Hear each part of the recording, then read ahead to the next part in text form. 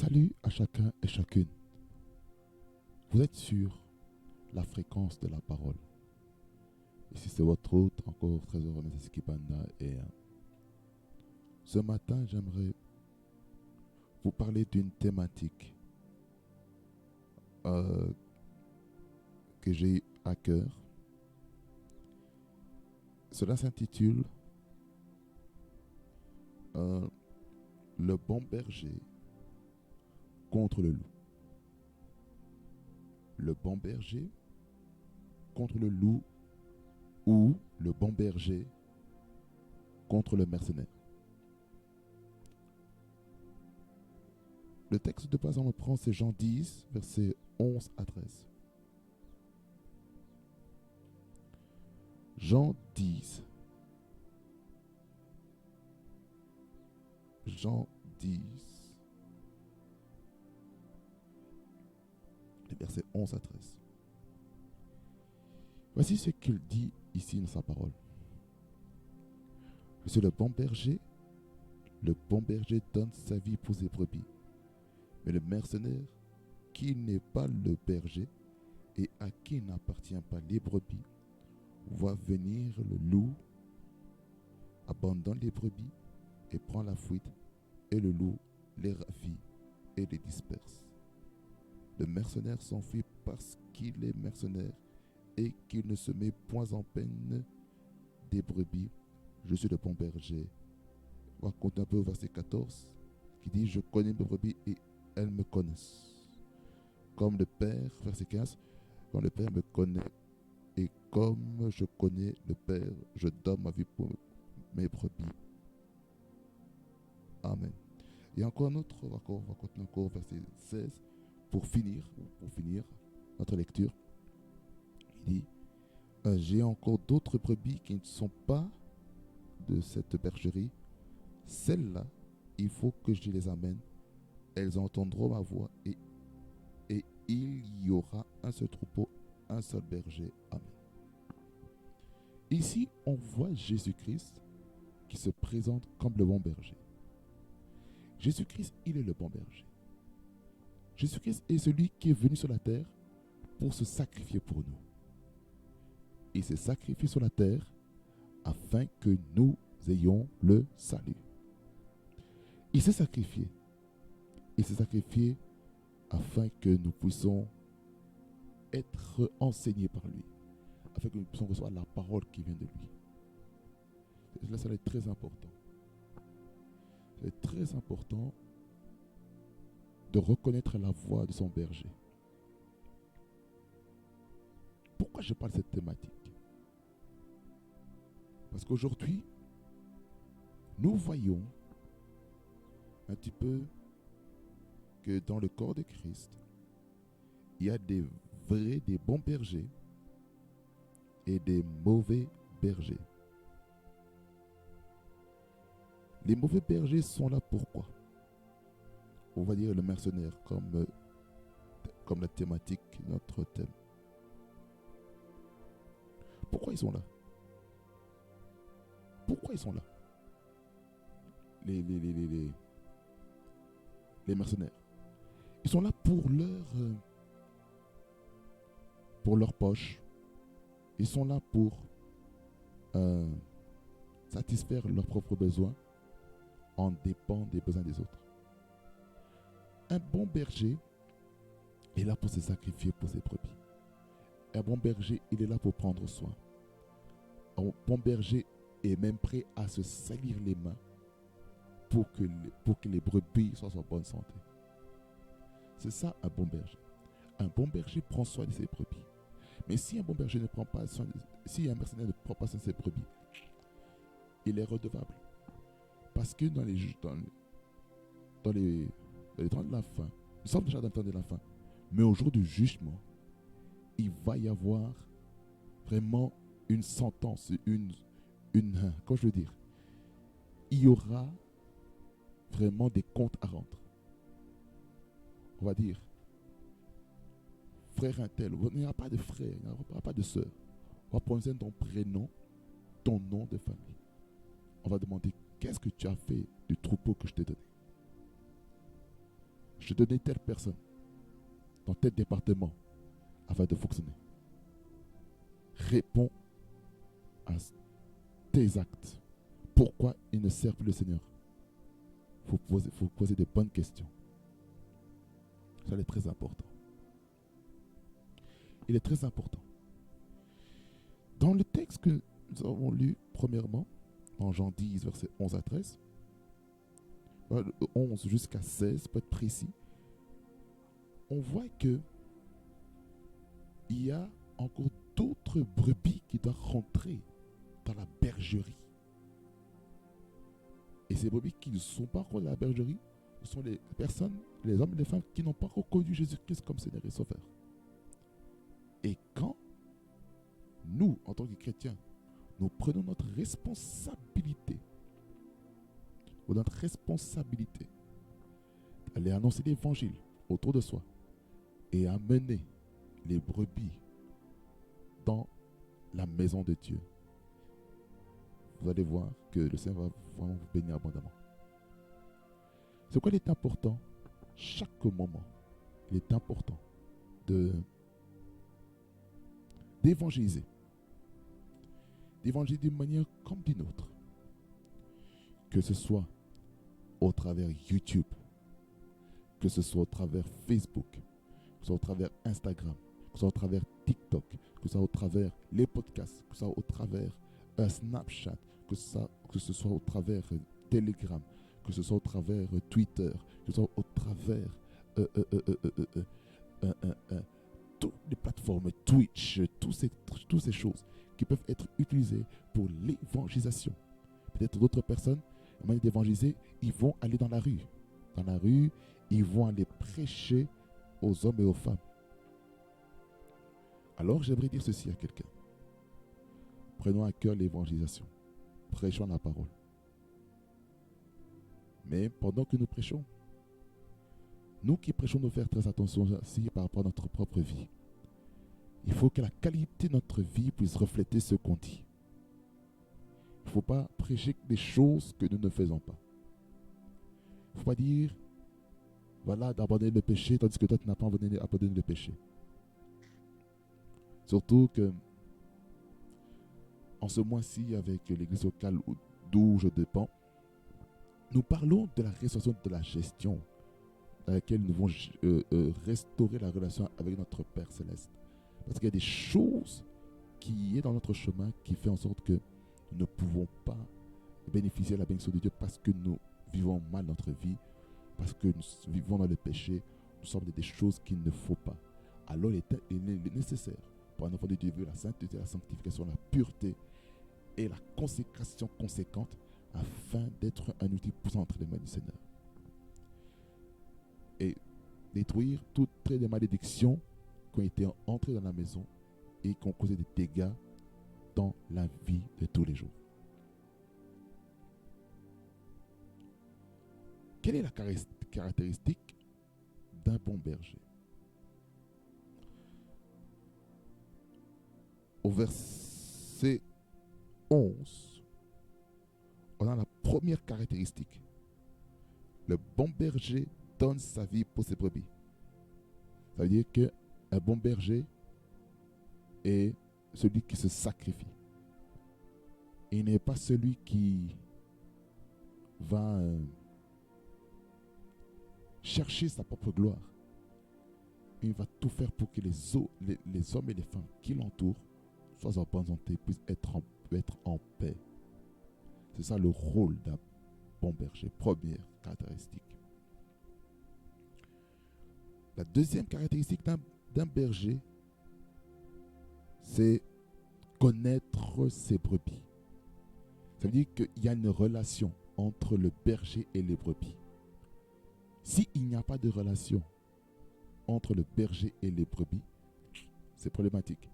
Et les brebis ne pourront pas grandir comme il se doit, car ils ne savent pas quelle nourriture ils doivent manger. De l'importance de bien se connecter, il faut bien discerner. Et ça, j'en parlerai avant la fin de cette vidéo, du discernement. Là, on parle un peu du don du discernement des esprits. qui est nécessaire pour distinguer le vrai berger et le mercenaire, ou le loup, comme vous voulez. La deuxième chose que j'ai dit, c'est connaître les brebis. Ça veut dire qu'il y a une relation. Verset 14, je connais mes brebis et elles me connaissent. Ça veut dire qu'il y a une relation. Verset 15, il dit, comme le Père me connaît et comme je connais le Père, je donne ma vie et je donne ma vie pour mes brebis. Comme j'ai dit, un berger doit être prêt à se sacrifier. Comment? Sacrifier par la prière. Il doit peut-être couper son sommeil pour se mettre à intercéder pour les personnes qui sont en dessous de lui. Cela est très important. Très important. Très important. Très important de se sacrifier. Très important vraiment d'avoir une relation avec ses brebis. Très important de prier aussi pour les personnes qui sont en dessous de vous. Que ce soit, lorsqu'on parle de berger, c'est pas seulement le prédicateur, c'est pas seulement le pasteur principal de l'église, hein. C'est même les responsables des départements qui ont aussi des membres en dessous d'eux. Ça fait d'eux aussi des bergers, des pasteurs, des prophètes, des apôtres, des évangélistes, des docteurs de la parole, des personnes qui vont coacher, qui vont encore former les gens, qui vont pas dire oh non, c'est juste vers moi que toute la gloire revient. Mais c'est pour glorifier Jésus. Est-ce que vous comprenez ce que je viens de vous dire ici? C'est important. C'est très important. Nous ne sommes pas dans ce moment pour dire oh non, parce que je ne suis pas le pasteur, je n'ai pas le droit de veiller sur les brebis. Être responsable fait de nous des bergers. Écoutez, vous n'avez pas besoin d'avoir des titres pour être un berger. Ce n'est pas le titre qui fait de toi un berger, mais c'est la fonction. Comment fonctionnes-tu? Comment fonctionnes-tu pour être un bon berger? Cela est très important.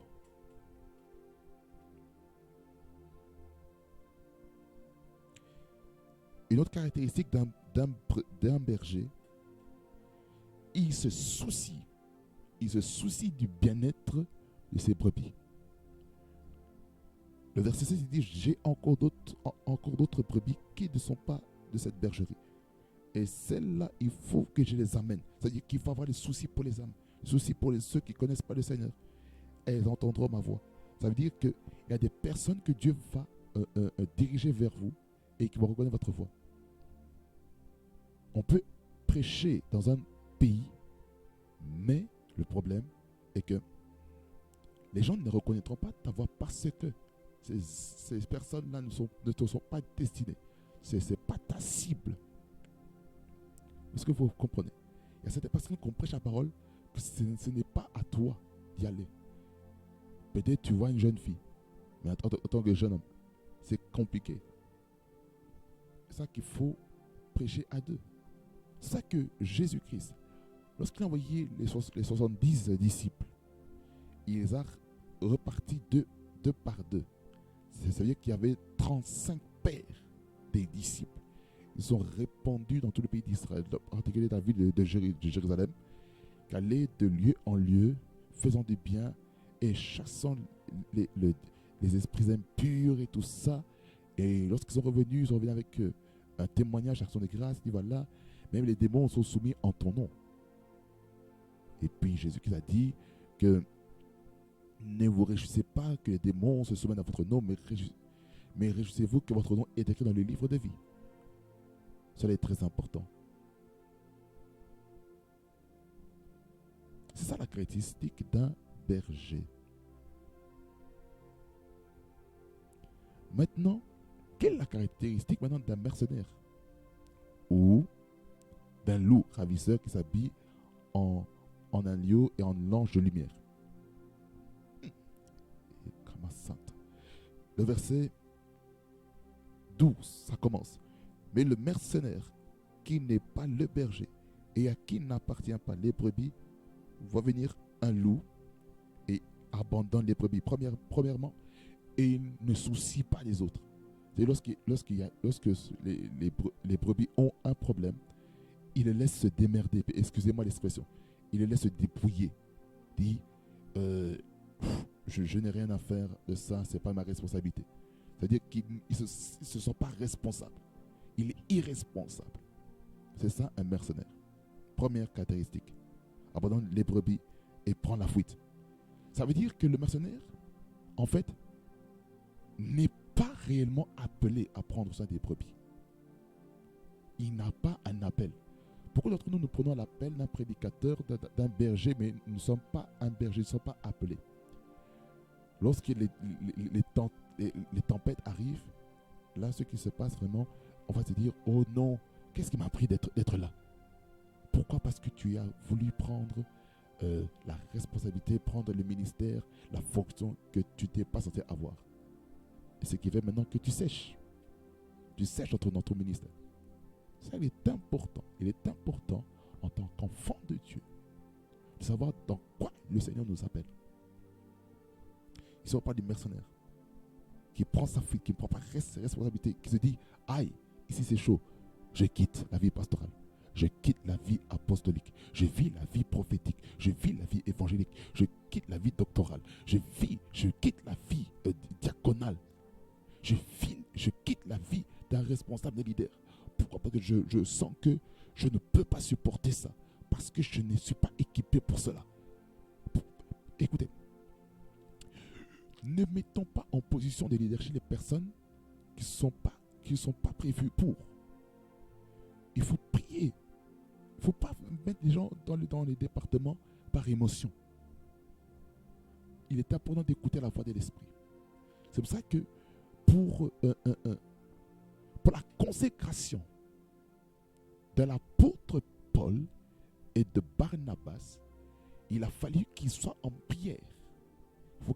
Il a fallu qu'ils soient en prière et que le Saint-Esprit puisse dire, mettez-moi à part Paul et Barnabas pour l'œuvre de ministère qu'ils étaient appelés. Ça veut dire par là que la place de la prière est importante pour le choix d'un leader. La prière est très importante pour faire le bon choix. On va faire le choix, oh non, parce que telle personne il prie bien, telle personne modère bien, telle personne est en feu, on va mettre la position. Non, priez. Est-ce que la main de Dieu est sur cette personne qui dirige? C'est ça qu'il faut se poser. Est-ce que la main de Dieu est sur moi? C'est ça ce qu'il faut se poser comme question. Il ne faut pas être pressé de consacrer berger, pasteur, évangéliste, apôtre, docteur, diacre, diaconesse, responsable des ministères, responsable d'un comité, d'une association ou membre du conseil. Non, il ne faut pas être pressé. Il faut prendre son temps. Il faut prendre son temps. Ne soyons pas pressés. Dire, oh non, oh pasteur, oh prophète, oh apôtre, oh évangéliste, oh docteur, qu'est-ce que tu dis? Attends, ce n'est ma encore rien dit. Retourne. Regardez, comme le Père Céleste avait appelé le prophète Samuel lorsqu'il était dans le temple. Il a dormi. Il a attendu 3 fois. Samuel. Il a dit, il est allé voir 3 fois son père spirituel, le prophète Élie. Les 3 premières fois, il lui a demandé qu'il allait se rendormir. Et c'est après la 3e fois que maintenant le prophète Élie comprend que le Seigneur appelait le prophète Samuel. Et puis après, vous connaissez l'histoire que Dieu avait parlé à Samuel. Mais je parlais dans le domaine, je parlais là-dedans. C'est pour vous dire que la place de la prière est très importante. Il faut prendre son temps. Il ne faut pas être pressé de s'engager dans le ministère. Et les loue, les ravit et les disperse. Ça, c'est la première caractéristique. La deuxième caractéristique, verset 13, il dit, le mercenaire s'enfuit parce qu'il est mercenaire et qu'il ne se met point en peine les brebis. Je suis le bon berger. Ça veut dire que les mercenaires n'ont pas à cœur. Ils n'ont pas ce fardeau dans leur cœur, comme je vous ai dit précédemment. Il ne prend pas soin des brebis. Il ne se soucie pas. Ça, c'est un mauvais berger. Ça, c'est un mercenaire. C'est un loup. Voilà ce que nous allons dire par rapport aux caractéristiques. Et j'aimerais, pour clôturer, prendre 1 Corinthiens chapitre... je ne me trompe pas. Le chapitre 12, verset 10. 1 Corinthiens 12, 10. 1 Corinthiens 12, 10. Mais il y a un don spirituel que j'aimerais vous parler afin que vous puissiez savoir qui est un vrai berger et qui est un mercenaire.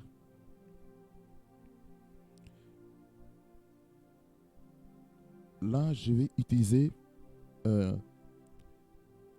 juste la version amplifiée en anglais, mais je vais traduire.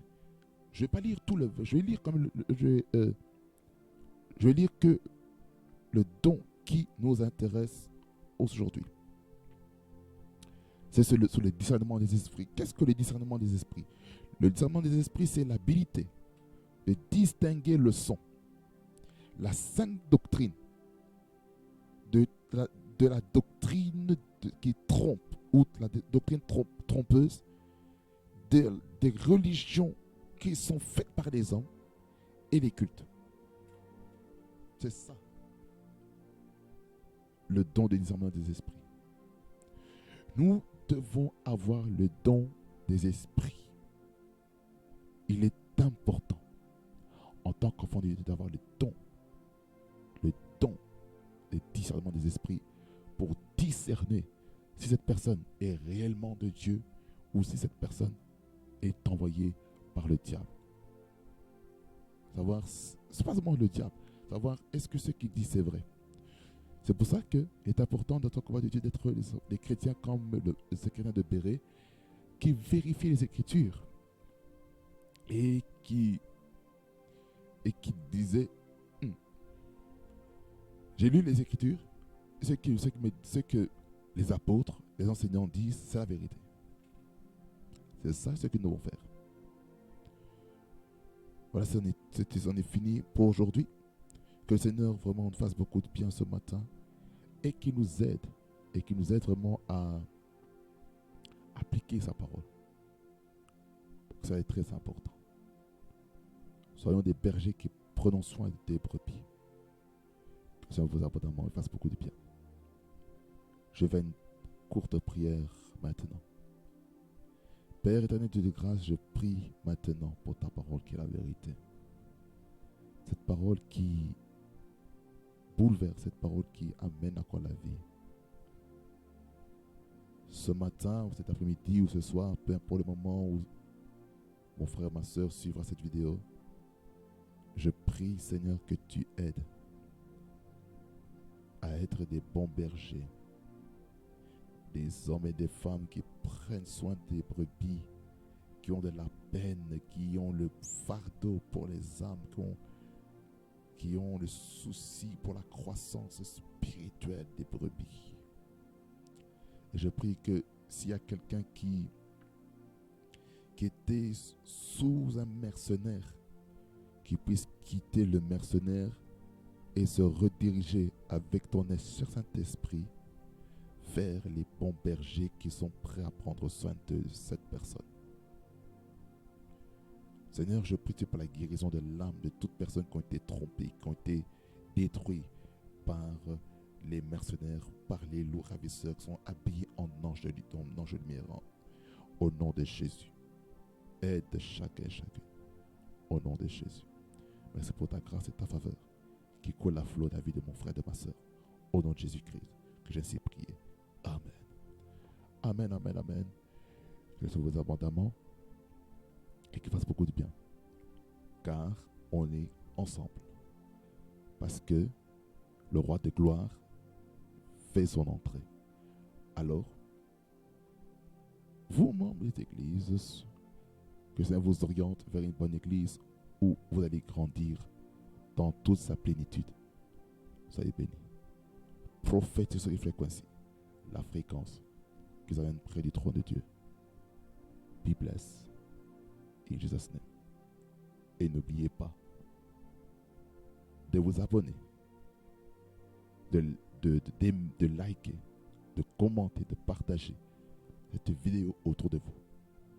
Parce que cela peut bénir une personne qui peut-être qui fait face aussi au même problème de discerner le bon berger et le mercenaire. Allez, soyez bénis, on se connecte, on se voit pour une prochaine vidéo. Au nom de Jésus-Christ de Nazareth. Amen.